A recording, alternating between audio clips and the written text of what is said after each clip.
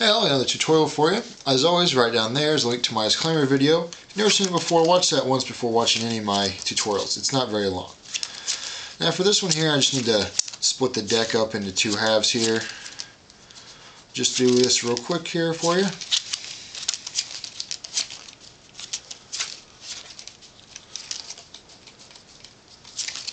Just like so.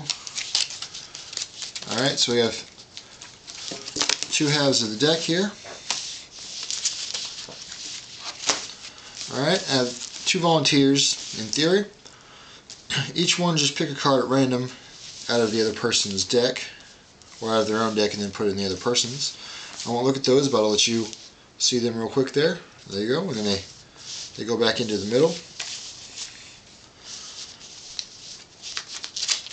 Square those up. Alright, and then we turn one face up. We'll shuffle the two into each other a couple times. I even do the sloppy table shuffle.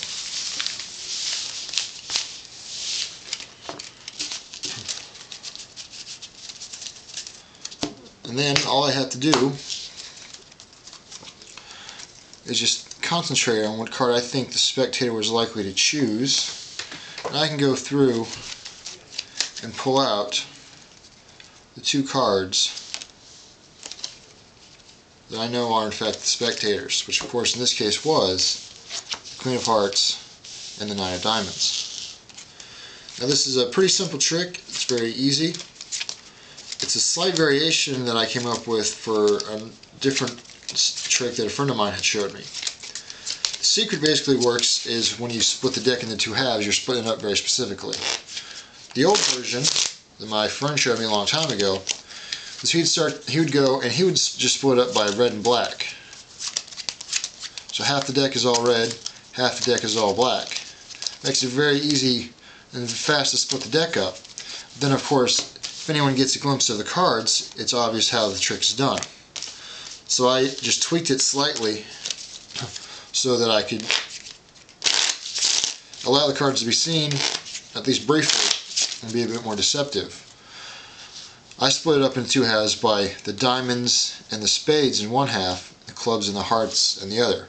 So then, two diamonds, flip it over, some hearts and clubs, and the spade, there's a club, there's some diamonds and spades, a club, diamonds, spades, there's hearts, and just do it like that. Now obviously you're going to have to concentrate on this to make sure you can keep from confusing yourself and don't get any cards wrong, because even having one card off in the division and you're going to have potential disaster pretty much. So once you get them all separated out, you can casually toss them down on the table, allow them to be seen, and what people see is a bunch of red and black cards in two separate piles. No one's going to pay close attention to the suits, and unless you leave them for a long time, and if you do, someone might notice, but if you just leave them for a few seconds, just long enough for everyone to sink in that you have red and black cards in each one, then no one's going to notice that these are all clubs and hearts and these are all spades and diamonds. Then just flip them back face down. You can keep them neat if you like, or messy. It's however you want to do it. Have two people each pick a card, or you could have one person pick two cards. But it makes more sense if you have two people. They can each pick a card and then stick it in the other person's deck. And then when you shuffle the together, one face up, one face down, it further adds to the apparent impossibility of the trick. And if you do that messy shuffle like that, be careful you don't accidentally flip any of the cards, or the trick will have a hard time working because you'll have messed up the thing. You could even have the spectator shuffle if they want to, as long as they just do something like that where you know they won't reverse any of the cards that aren't already reversed. Then all you have to do is go through and look.